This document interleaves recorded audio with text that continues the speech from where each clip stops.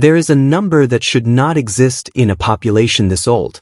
Nearly half of all Koreans alive today share just a handful of surnames: Kim, Lee, Park, and a small cluster of others.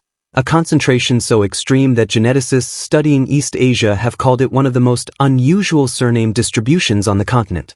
For generations, that concentration was treated as a simple historical fact, explained away by prestige, by conquest, by the slow spread of a few dominant clans. But when researchers began tracing the actual DNA sitting behind those names, the story did not simplify. It split into ancient kingdoms, buried bloodlines, and at least one signal that nobody expected to find at all. This is the story of what 14 Korean surnames reveal when you stop reading them as family history and start reading them as genetic archive. For most of the 20th century, the accepted explanation for Korea's surname landscape was rooted firmly in recorded history. Korean surnames, as most people use them today, trace back to a handful of ancient kingdoms and noble clans, Silla, Baekje, and Goguryeo among the earliest, followed later by the powerful Bangwon system, in which every surname is paired with a specific ancestral seat, a place of origin tied to a founding clan ancestor. The Gimhae Kim clan, the Jeonju Lee clan, the Miryang Park clan, each Bangwon functioned almost like a genealogical anchor, a documented line running back, in some cases, more than 1,000 years.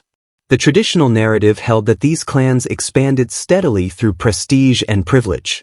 Aristocratic families grew larger over centuries, absorbed smaller lineages through marriage and patronage, and by the modern era had come to dominate the surname landscape simply through sheer demographic success.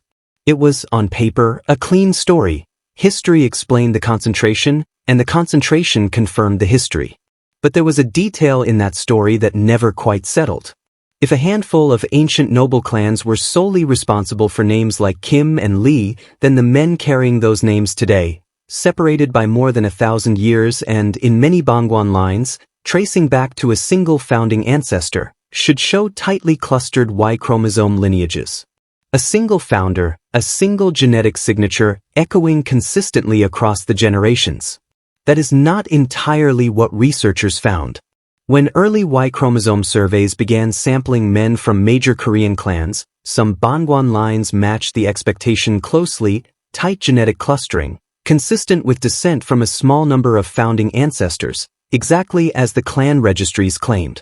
But other lines, carrying names and origin stories every bit as old and prestigious, showed something messier. Multiple distinct Y chromosome haplogroups, sometimes strikingly different from one another, all claiming descent from the same distant founder. Something was off, and it was showing up before any large study had even attempted to explain why.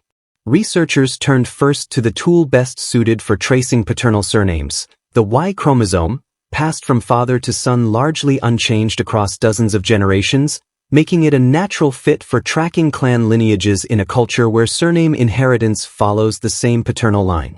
Mitochondrial DNA, inherited only from mothers, offered a separate and older thread, useful for tracking population movement independent of clan structure altogether.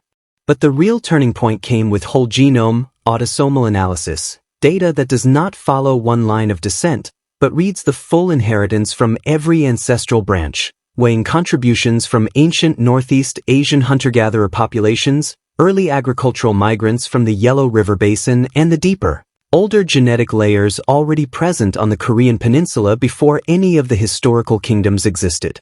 Where Y chromosome data traces a single thread, autosomal sequencing reads the entire fabric. When that fuller genomic lens was applied to men carrying 14 of Korea's oldest and most storied surnames, the results did not simply confirm the clan registries. They complicated them. That was not a contradiction. It was a signal. The story did not collapse.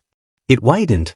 Several Bangwon lines that traditional genealogy treated as unified, single-founder clans turned out, genetically, to be composite populations, multiple distinct ancestral lineages that had, at some point in history, been absorbed under a single clan name and origin story, likely through adoption, patronage, or the informal but socially advantageous practice of attaching oneself to a prestigious lineage. Other lines showed the opposite pattern: genuinely tight, single-founder clustering, exactly matching what a 1,000-year unbroken clan record would predict. And a smaller number of lines showed something else again, a genetic signature that did not sit comfortably with either explanation. Researchers proposed several frameworks to account for the pattern, and none of them were mutually exclusive. The first was clan absorption, the idea that prestigious Bangwan lineages, once established, became attractive enough that unrelated families quietly adopted the same clan name over centuries, particularly during periods of social mobility when surname status affected everything from taxation to marriage prospects. A name, in this model, could spread far faster than the biological lineage behind it.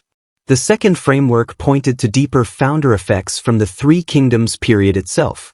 Silla, Baekje, and Goguryeo were not identical populations.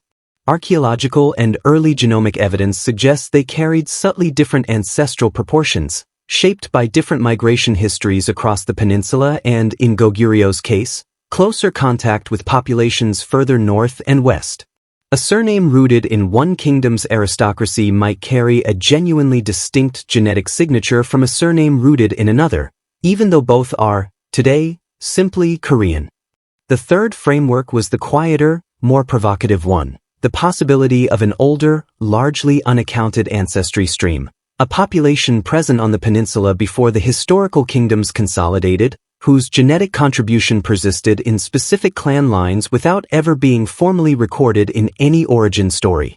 If you find this kind of buried lineage detective work compelling, this is a good place to subscribe, because the deeper researchers dig into Northeast Asian ancestry, the less it resembles a simple family tree and the more it resembles layered geological strata.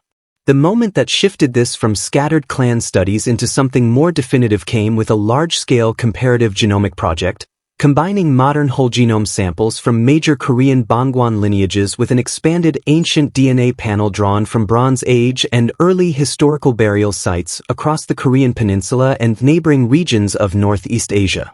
Unlike earlier, smaller Y chromosome surveys, this study could compare living clan lineages directly against the ancient populations who actually occupied the peninsula before, during, and after the Three Kingdoms period. The findings were more specific than anyone anticipated.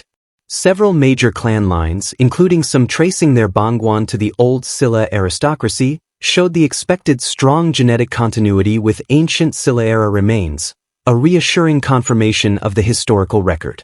But at least one significant clan lineage, with a documented origin story reaching back over a millennium to a single founding ancestor, showed an autosomal signature that diverged sharply from every regional ancient sample tested, Silla, Baekje, and Goguryeo alike. Not a small deviation. A distinct one. The twist was not that this lineage carried mixed ancestry. Nearly every population does. The twist was where that unaccounted signal pointed.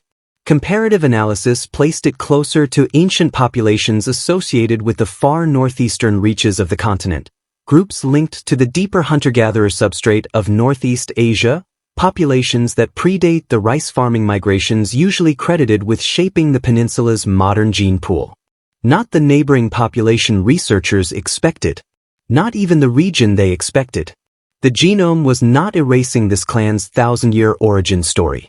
It was revealing something older sitting quietly beneath it, a fragment of ancestry the historical record never wrote down, preserved not in a genealogy book, but in a chromosome that has no interest in prestige or record-keeping. This matters for more than one clan name. It suggests that Korean identity, like almost every national identity built on the idea of a single, ancient, unbroken lineage, is in reality a layered accumulation, kingdoms absorbing earlier populations, clans absorbing unrelated families, prestige surnames spreading through adoption as much as through blood, and older genetic strata persisting quietly underneath all of it, largely invisible until genome sequencing gave researchers a way to read that far down. Human history rarely moves in a straight line. Populations do not stay pure, do not stay separate, and do not stay simple. They move, they merge, they adopt each other's names, and they forget, within a few generations, that any of it happened at all. The genome remembers what the record forgets. Picture, for a moment, the landscape underneath this story. The Korean peninsula, folded between mountain ranges that made large-scale, uniform population movement difficult and slow, the rugged spine of the Taibik Range running down the east coast, forcing early communities into isolated river valleys and coastal pockets, each one developing in relative separation before political consolidation ever pulled them together. The agricultural plains around the Han River, where the earliest kingdoms competed for territory.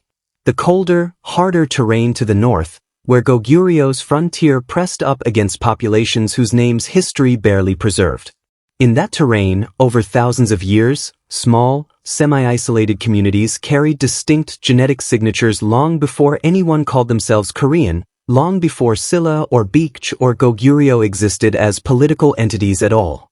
When those kingdoms eventually rose, expanded, and were absorbed into a single peninsula-wide identity, they did not erase what came before. They inherited it, folded it in, and carried it forward inside surnames that would later be treated as simple, singular, and complete. They were not incomplete stories. They were compressed ones, 1,000 years of genealogy standing in for several thousand more that nobody wrote down, because nobody needed to.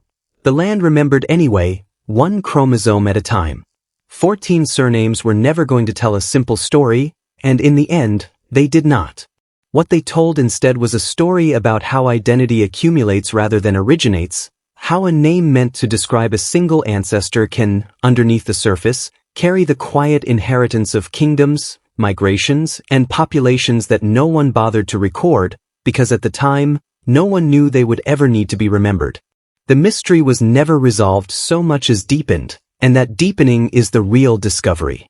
Not that the old clan stories were wrong, but that they were smaller than the truth, a single visible thread pulled from a much older, much wider weave, one that the genome has been quietly preserving all along, waiting for someone to finally know how to read it. If stories like this interest you, where a name turns out to hold more history than anyone ever wrote down, subscribe, because there is a great deal more hidden in the human past than most of us have been told.